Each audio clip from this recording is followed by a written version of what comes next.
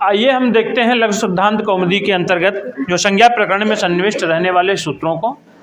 कल तक हमने देखा था, क्या क्या देखा था? आभ्यंतर और बाह्य। आभ्यंतर नहीं, आभ्यंतर है। तो उसमें बताए थे कि बाह्य प्रयत्न एकादश धा। बाह्य प्रयत्न कितने हैं? 11। आभ्यंतर 5। तो उनमें हम लोगों ने बाह्य प्रयत्न को देख चुके थे हम लोग। इसको एक बार फिर से रिवाइज करते चलते हैं। कहते हैं कि बाह्य प्रयत्न एकादश धा। बाह्य प्रयत्न 11 हैं। विवारः, संवारः, श्वासः, नादः, अघोषः, घोषः, अल्प प्राणः, महाप्राणः, उदात्तः, अनुदात्तः, स्वरितश्चेति। खरो विवारा श्वासा घोषाश्च। खर प्रत्याहार के वर्ण जो हैं विवार, श्वास और अघोष होते हैं। और हंसः, संवारा, नादा, घोषाश्च। हस प्रत्याहार के जो वर्ण होते हैं संवार, नाद और घोष होते हैं। कहते हैं कि वर्गाणाम प्रथम तृतीय पंचमा यणश्चाल्प प्राणाः। यानी कि वर्गों के प्रथम तृतीय पंचम ये अल्प प्राण होते हैं, इसके साथ साथ यण भी। वर्गाणाम द्वितीय चतुर्थौ शलश्च महाप्राणाः। वर्गों के दूसरे और चौथे और सल इनके यानी कि ऊष्म वर्ण जो होते हैं वो कौन से होते हैं? महाप्राण वाले। फिर उसके बाद कहते हैं कावदेव मावसाना स्पर्शाः। क से म तक के लेकर के वर्ण जो है कौन से संज्ञक होते हैं? स्पर्श संज्ञक। यणोन्तस्थाः। यण प्रत्याहार के वर्ण कौन से होते हैं? अंतस्थ। और सल ऊष्माणः। सल प्रत्याहार के वर्ण ऊष्म कहलाते हैं। अचः स्वराः। अचों को स्वर कहा जाता है। क ख यानी कि विसर्ग का अर्ध भाग और उसके बाद क और उसके बाद ख। प्रागर्ध विसर्ग सदृशो जिह्वा मूलीय। क और ख के पहले अर्ध विसर्ग सदृश जो आकृति है वो क्या है? जिह्वा मूली। फिर उसके बाद कहते हैं कि प फ इति पफाभ्याम प्रागर्ध विसर्ग सदृशो पदमानीय। प और फ के पूर्व विसर्ग के सदृश, आधे विसर्ग के सदृश जो आकृति बनती है उसका क्या है? उपधमानीय। फिर कहते हैं अम अह इत्यचः। अम और अह ये दोनों स्वर हैं। परौ अनुस्वार विसर्गौ, ये स्वर के बाद हैं। जैसे इधर कोई स्वर है तभी होगा, इधर कोई स्वर है तभी होगा। ये कोई है मान लीजिए व्यंजन है, इसके बाद ये नहीं लगेगा, ये इसके पहले स्वर आएगा तब विसर्ग लग जाएगा।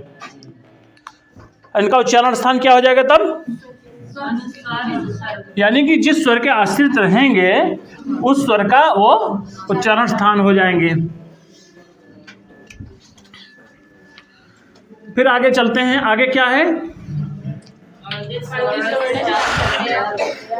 अब आज का जो प्रकरण है वो है अनुदित सवर्ण से चाप प्रत्यय।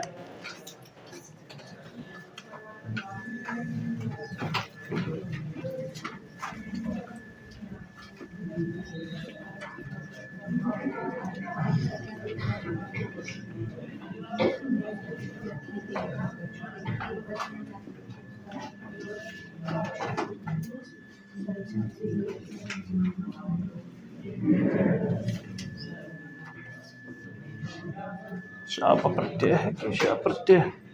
सही है, शाप प्रत्यय। इसका सूत्र संख्या क्या है? 1168। कहीं कहीं 68 भी है, कहीं कहीं 69 भी है। 1-2 का अंतर क्षम्य है। उतना किसी पुस्तकों में किसी सूत्र को 2 मान लिए हैं तो इसी के कारण वो संख्या घट बढ़ जाती है। कहते हैं कि अनुदित सवर्ण चाप प्रत्यय, ये क्या है? अण और उदित।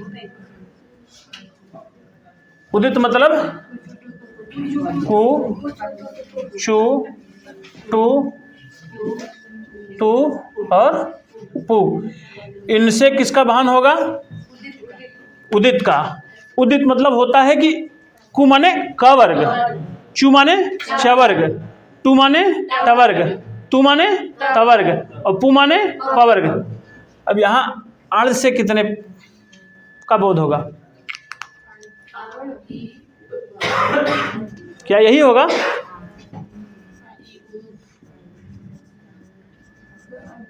इतने का होगा? यहाँ इतने तक नहीं होगा। यहाँ वहाँ लिखा गया है कि अत्रैवाण परेण अड़कारेण, यानी कि जो लड़ का ड़कार है यहाँ तक जाएगा। केवल यही इस सूत्र के जब प्रयोग आएंगे, इस सूत्रकों को प्रयोगों के अवसर पर अण में ड़कार मतलब बाद वाले ड़कार तक जाएगा। ये यहाँ तक के वर्ण इसके अंतर्गत आएंगे। फिर कहते हैं कि इसको बताते हैं कि प्रतीयते, यानी कि जो दिखाई दे, जो विद्यमान है, या विधीयते इति प्रत्यय, जिसका विधान किया जाए वो क्या कहलाता है? प्रत्यय। प्रत्यय किसे कहते हैं?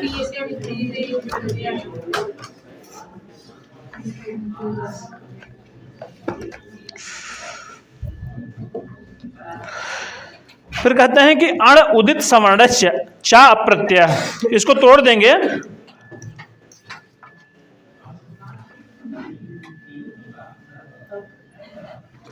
इसको तोड़ेंगे तो क्या हो जाएगा? पहले सूत्र को तोड़ देते हैं एक बार। अण है, उदित है, फिर सवर्णस्य,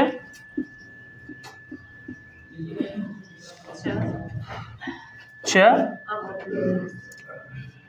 अप्रत्यय। अण समझ गए, उदित समझ गए।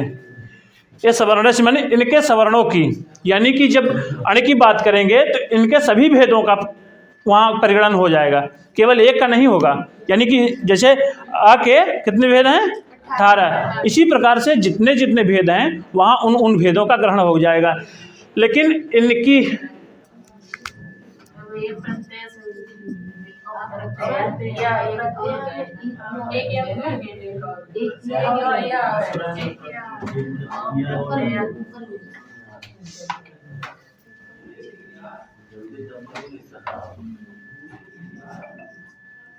ऊपर भी दिया।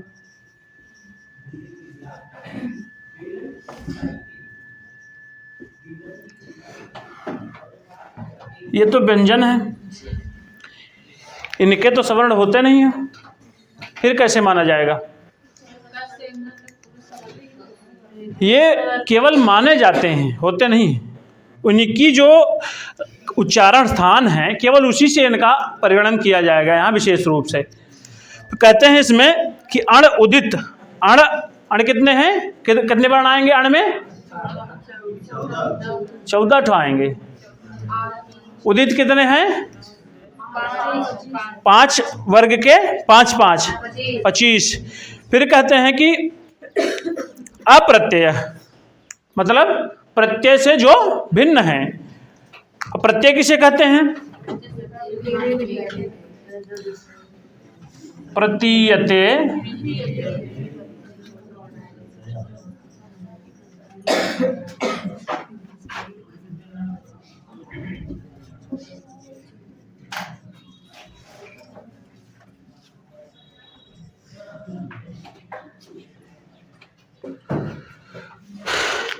प्रतीयते विधीयत इति प्रत्यय। इसमें एक मात्रा है, कहीं छूट तो नहीं गई गलती से? क्यों?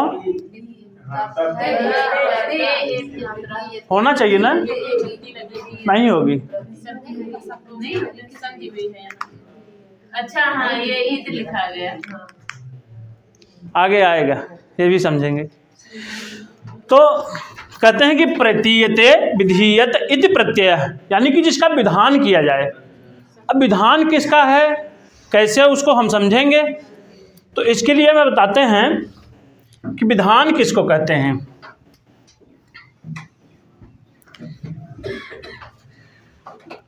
जैसे एक सूत्र है, इको यणच, ये कहता है कि इक का ऋण आदेश हो जाए, बाद में अच, यानी कि बाद में कोई स्वर रहे। इक कितने हैं?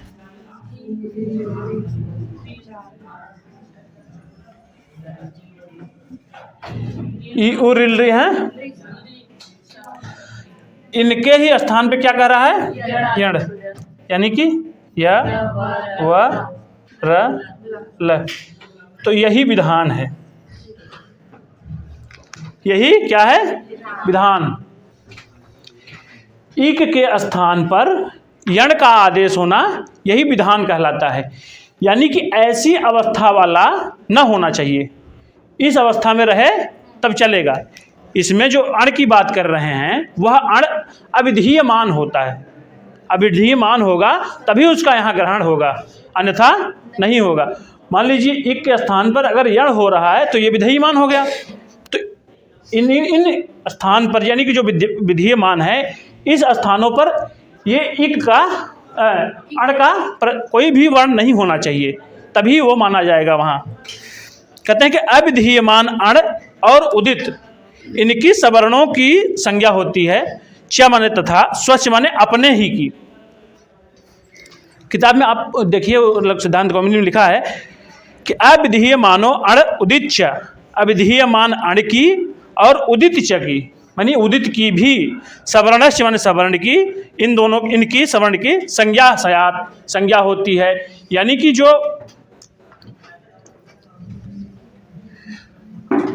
आके 18 भेद जो बताए गए हैं वो सब यहाँ उनकी संज्ञा हो जाएगी। मान लीजिए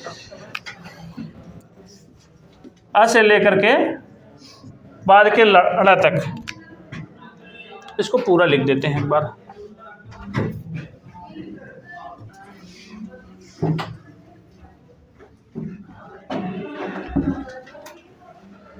एक बार बोलिए आप लोग, क्या है, वर्ण अ, ई, उ, री,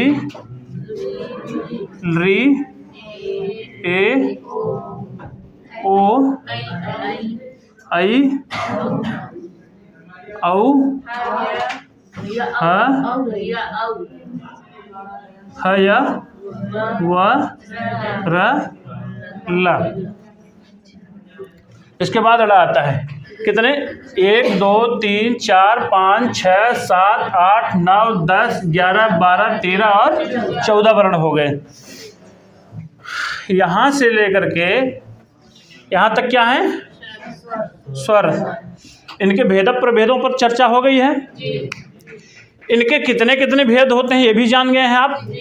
इनकी अपनी संज्ञा होती है, यही बताना चाह रहे हैं। यानी कि उन 18 भेद, वो जो जितने भी भेद हैं प्रत्येक के, उनका यहाँ ग्रहण होगा। अब इसको देख लेते हैं, या इसके पहले और देख लेते हैं जो उदित है, उसको अभी बताएंगे। यानी कि कु, चु, टू, तू और ये पु, यानी का, ख, ग, घ, ङ, च, छ, ज, झ, ञ, ट, ठ, ड, ढ, ड़, त, थ, द, ध, न, प, फ, ब, भ, म। इसमें यही कह रहे हैं कि इनके सहित इसकी अपनी भी स्वच्छ संज्ञा साथ, यानी कि कु माने पूरे कवर्ग की बात करेंगे, जहाँ इसकी बात आएगी वहाँ ये सब भी आ जाएंगे। जब संधि का प्रयोग आएगा भी आगे, तो संधियों के प्रयोग में जहाँ इसका प्रयोग आएगा वहाँ हम अच्छे से बताएंगे। आप लोग खुद समझ जाएंगे कि हाँ ये कहना क्या रहा है। यहाँ ये सूत्र थोड़ा सा क्लिष्ट प्रतीत होगा। यहाँ इसकी बात आ जाएगी, मान लीजिए क की बात आ जाएगी, तो क का स्थान क्या है, कंठ। तो ये सबके सब खड़े हो जाएंगे कि हमारा भी है, हम भी चलेंगे वहाँ। तो फिर अगले जो स्थान हैं और उनके प्रयत्न हैं, उनसे इनका कैटेगराइजेशन किया जाएगा, तब निर्धारित होगा कि कौन सा वर्ण यहाँ फिट बैठेगा। फिर आगे देखते हैं कि अत्रैव अण परेण ड़कारेण, यहाँ अण का जो ड़कार है वो बाद वाले तक लिया जाएगा, यानी कि लण तक का। कु चु टू तु पु एते उदितः। कु यानी कि ये सब जो है क्या है, उदित हैं। तदेव अ इत अष्टादशा नाम संज्ञा। अ की कितनी संज्ञा है, 18 प्रकार की, जो ह्रस्व दीर्घ प्लुत और अनुनासिक अननुनासिक उदात अंदात स्वरित इनके भेद से 18 प्रकार। तथा ईकार और उकार की भी, इकार की भी और उकार की भी उसी प्रकार से है। एचो द्वादशा नाम। एच की क्या है, 12 प्रकार की। एच की क्या है, 12 है। 12 कैसे है, इसमें क्या नहीं होता, ह्रस्व नहीं होता है। हाँ, रिकारस त्रिंशतः एवं ऋकारोपि, उसको हम बाद में बताना चाह रहे थे, उसको छोड़ना चाह रहे थे आगे। कहते हैं कि एचो द्वादशा नाम। एच यानी ए ओ आई औ, जो ये हैं इनकी अ ई उ री, इनकी क्या है 18। एचो इनकी क्या है 12। अब इतना का तो बता दिए, बचे ये और बचे ये। अब इनकी बताते हैं क्या है।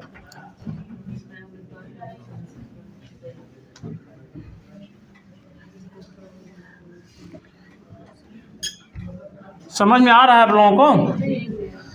ये सूत्र हो सकता है थोड़ा सा क्लिष्ट प्रतीत हो कुछ, लेकिन इसका जब प्रयोग में आएगा अवसर तो वहाँ आप एकदम अच्छे से समझ जाएंगे। कहते हैं इन दोनों का, आपने कल एक सूत्र पढ़ा था कि रिल रिवर्ण्योर सावर्ण्यम वाच्यम। री के कितने भेद थे, 18, और री के 12, दोनों कितनी हो गई, 30 हो गई। तो जहां री की बात आएगी वहां री भी आ जाएगा, कहेगा कि हमारा भी वहां प्रयोग हो, और जहां री का आएगा वहां री का भी अवसर आ जाएगा। तब उसको जो है स्थान के और प्रयत्न और विभिन्न प्रकार के जो ये हैं उनके द्वारा इनका फिर कैटेगराइजेशन करके तब उनका निर्धारण किया जाएगा कि कौन सा वर्ण यहाँ फिट बैठेगा। तो 18 और 12 भेद से कितने हो गए, 30। फिर कहते हैं कि अनुनासिकानुनासिक भेदेन यवला द्विधा। अनुनासिक और अननुनासिक भेद से या वाला इतने की बात कर रहे हैं, यानी इसको छोड़ दिए और इसको छोड़ दिए। यवला द्विधा, द्विधा मतलब अनुनासिक हो गया, ये अनुनासिक ये अननुनासिक हो गया। अब बच गए कौन, र और ह। इसके बाद तो कुछ बताए नहीं, तब इसको क्या समझा जाएगा, इसकी क्या संज्ञा होगी। फिर आता है कि रेफोस मड़ा सवर्णा न भवंती। रेफ माने र की और ऊष्म वर्ण की कोई सवर्ण नहीं होते हैं। इस सूत्र में पूरे बस यही बताना चाह रहे थे कौन कौन से की सवर्ण होती है, कौन कौन से सवर्ण नहीं होते हैं, बस इतना ही। र की और ह की, ह तो ऊष्म है ना, ऊष्म कितने हैं 4, कौन कौन से, स ख स ह, तीनों स और ह ऊष्म है। रेफ माने होता है रकार। तो इन दोनों के सवर्ण नहीं होते हैं, यानी होवे नहीं करते हैं। इनकी प्रयोग का जहाँ अवसर आएगा तो ये स्वयं ही रहेंगे, इनका कोई स्थान बदलेगा नहीं। इसको लिख लीजिए, फिर आगे बढ़ते हैं। साइड हो जाए।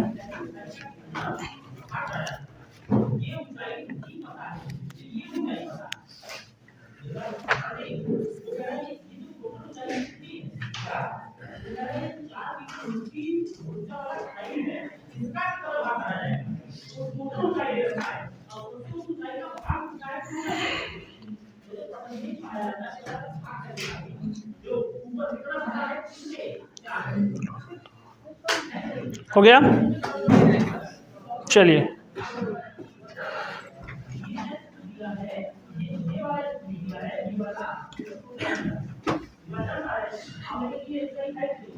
अगला क्या है?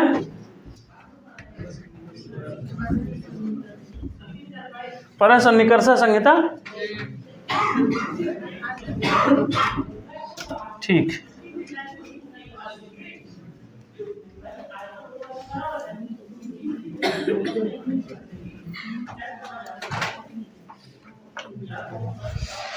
परः सन्निकर्ष संहिता।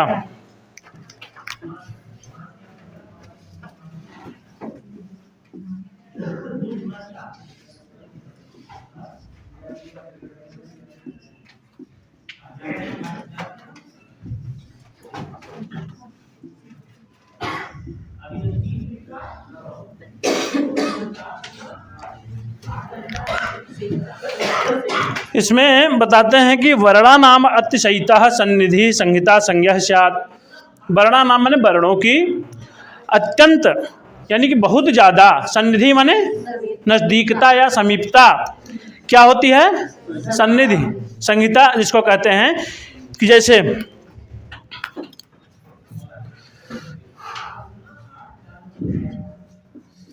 वर्णा नाम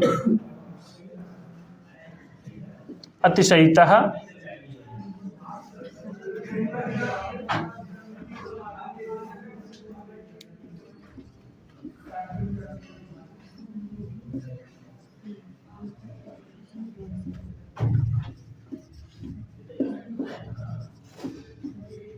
संहिता संज्ञा स्यात्। वर्णा नाम माने वर्णों की, अतिशयित मतलब बहुत ज़्यादा सन्निकृष्टता, सन्निधि।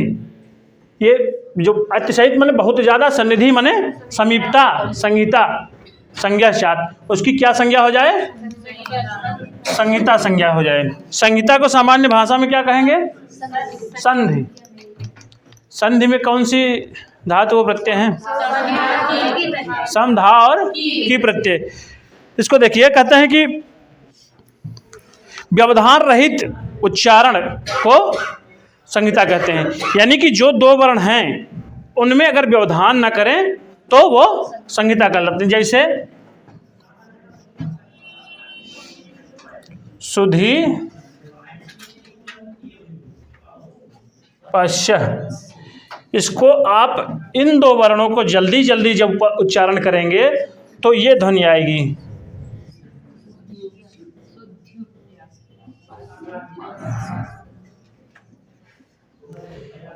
ये आ जाएगी यहाँ। ई का उच्चारण शुद्धि उपास्य, शुद्धि उपास्य। आप ऐसे शुद्धि उपास्य, शुद्धि उपास्य, शुद्धि उपास्य करेंगे तो लगेगा ऊ का उच्चारण हो रहा है। यही क्या कहलाता है? सन्निधा या संहिता कहते हैं। इसको ये संधि भी कहते हैं। फिर इसके बाद कहते हैं कि ये समझ में आ गया, ये तो सामान्य सा सूत्र है, बस ज़्यादा कुछ इसमें टेक्निकलिटी नहीं है। बस केवल संहिता कहते हो किसको है, बस यही जान लीजिए। मान लीजिए जहाँ दोनों वर्णों का सटाव दिखाई दे वहाँ क्या हो जाएगी? संहिता या संधि।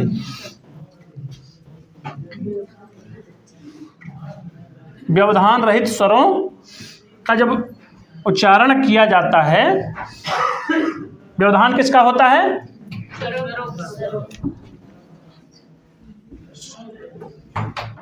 स्वरों का नहीं, विजातियों का। यानी कि जो जैसे सुधि धन उपास्य है तो ये स्वर है, ये भी स्वर है। यानी कि इन दोनों स्वरों के बीच में कोई व्यंजन नहीं आया। मान लीजिए यहाँ का आ जाता तब तो हो जाता, का के बाद आ है। अगर मान लीजिए कोई शब्द ऐसा बन रहा है, भाई सपोज करिए सुधि के बाद क है, उसके बाद आ है, तो बीच में क्या है? व्यवधान आ गया। लेकिन और ई है, इसके बाद मान लीजिए फिर ई आ जाता, तब तो क्या हो जाती? दूसरी कोई संधि हो जाती। लेकिन संधि तो हो रही ना। तब स्वर स्वर एक जाति के हैं, व्यंजन दूसरी जाति का या दूसरी बिरादरी का है।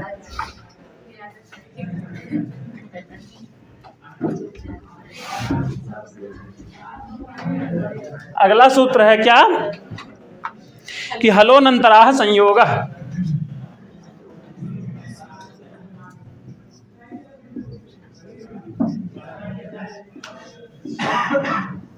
हलोनंतराः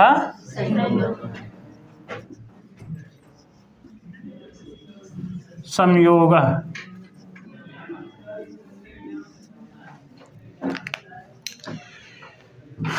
कहते हैं कि हलः अनंतरा संयोग। हल माने व्यंजन के अनंतर माने जो होवे उसकी क्या होती है, संयोग संज्ञा। इसमें देखेंगे लिखा गया है कि अचभी यानी कि स्वरों से व्यवहिता यानी कि जो व्यवधान न हो ऐसे हलह माने व्यंजन की संयोग संज्ञा स्युः। अचों के व्यवधान से रहित जो स्वर हैं और व्यंजन हैं उनकी कौन सी संज्ञा होती है, संयोग संज्ञा। जैसे मान लीजिए इंद्र एक पद है, इसको पहले तोड़ दीजिए। ई न द र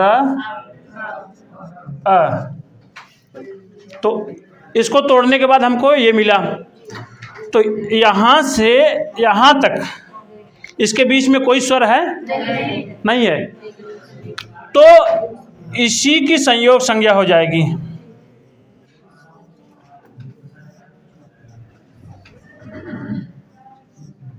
क्या हो जाएगी, इस एक की नहीं होगी, इन पूरे वर्ण समुदाय की होगी। यानी कि इसके बाद भी अगर मान लीजिए कोई आ रहा है व्यंजन तो वहां तक जाएगा, जब तक अगले स्वर से नहीं मिल जाता है तब तक जाएगा। संयोग समझ में आ गई। कहते हैं कि अच भी मानी कि स्वरों से व्यवहित हलह माने व्यंजन की संयोग संज्ञा स्युः, संयोग संज्ञा होवे। यहाँ देखिए हर एक सूत्र में संज्ञा की बात कर रहे हैं, इसलिए कौन सा सूत्र होगा, संज्ञा सूत्र होगा। सब संज्ञा प्रकरण में जितने हैं सब संज्ञा सूत्र हैं, एक को छोड़ करके। कौन सा वो, तस्य लोपः, वो लोप करता है, वो विधि सूत्र है। फिर आगे संज्ञा प्रकरण का जो अंतिम सूत्र आता है कौन सा है, सुप्तिङन्तम् पदम।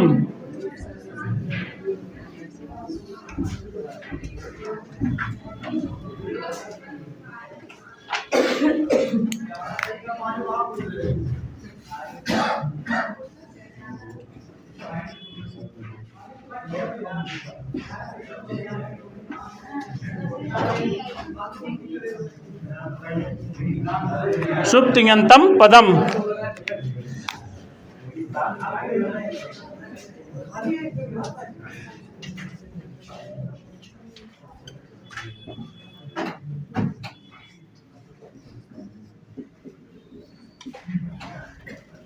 शुभ कितने हैं,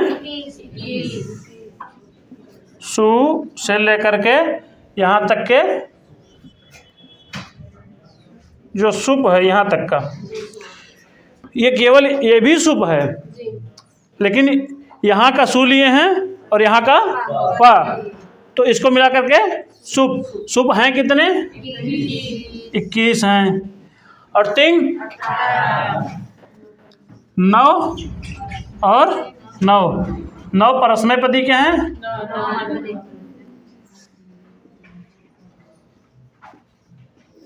और 9 आत्मनेपदी। आत्मनेपद वाले कैसे चलते हैं,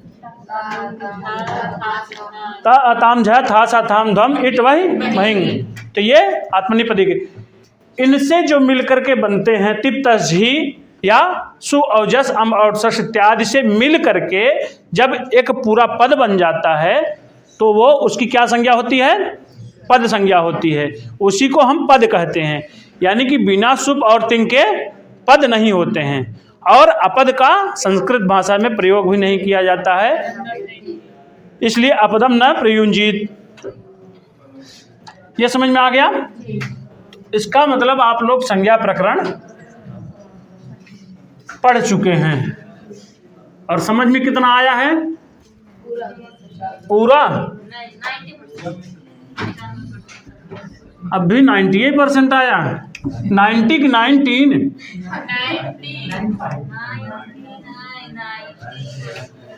चलिए 100% किसी को समझो नहीं आता, कम से कम 90% आया, बहुत है। तो यहाँ किसी को दिक्कत आज के प्रकरण में? एक बार फिर से रिवाइज कर लेते हैं, कहाँ से चले हैं।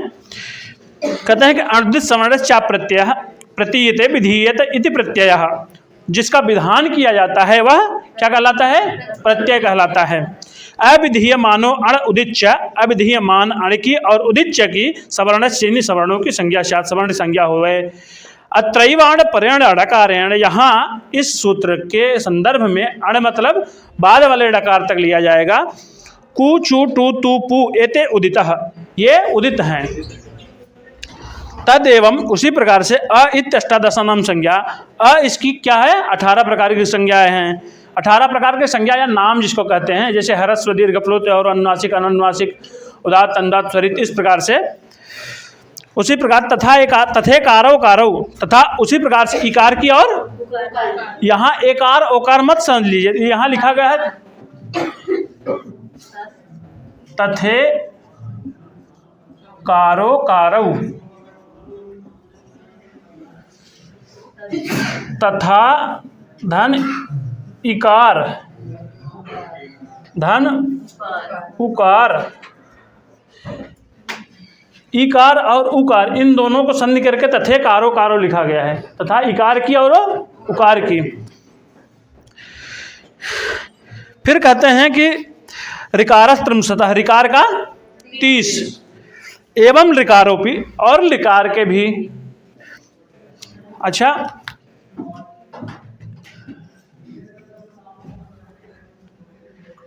नहीं कैसे था, अभी याद आएगा, बता रहा हूँ। एचो द्वादशा नाम, हाँ याद आ गया, देखते याद आ गया।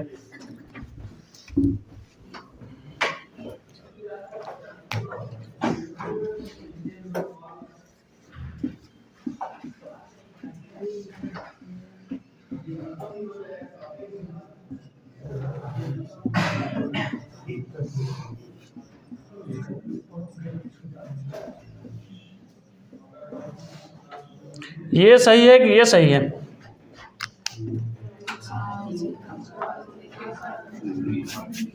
जिसको आएगा बताएगा, नहीं अभी कैसे? ये क्या है? स्वर है, इसलिए ये म रह गया। देखने में हो सकता है एक बार भ्रम खा जाए कि कहीं व्यंजन तो नहीं है, इसी को देखकर बस केवल ये। ठीक है, इन छोटी छोटी बातों को आप लोग ध्यान देंगे तो ऐसा नहीं कि आप लोग परीक्षा क्या नहीं कर पाएंगे, नहीं कर पाएंगे। नहीं लगा तो नहीं कहें तो तब तक सकारात्मक वक्त बनेगा। चलिए कहते हैं कि अनुनासिका अनुनासिक भेद है यवला द्विधा, अनुनासिक और अननुनासिक भेद से यवला द्विधा, यानी कि यह व ल ये दो प्रकार के होते हैं। इनकी तेन अनुनासिकास्ते द्वयोः द्वयोः संज्ञा, उनकी दो दो प्रकार की संज्ञाएं होती हैं, यानी कि अनुनासिक और अननुनासिक। फिर आगे चलते हैं। परः सन्निकर्षा संहिता, वर्णों की अत्यंत समीपता ही संहिता होती है। लेट भी हो रहा है सर, 9:20। फिर कहते हैं हलो अनंतरा संयोगा, अचों के व्यवधान से रहित जो वर्ण हैं हल वर्ण, उनकी क्या संज्ञा होती है? संयोग संज्ञा होती है। फिर आगे चलिए। सुप तिङंतम पदम, सुबंत यानी कि सुप से जिसका अंत हो और तिंग से जिसका अंत हो, जो जिन शब्दों में सुप और तिंग लगे हों उनकी क्या संज्ञा होती है? पद संज्ञा। ठीक है, इसको आप लोग एकदम पूरा दिमाग में बैठा लीजिए। फिर किसी दिन हम बनाते हैं एक छोटा सा टेस्ट पेपर, फिर आप लोगों का मूल्यांकन किया जाएगा कि कहाँ तक आपको आया, 95% आया कि 20-25 तो नहीं आया। ठीक है।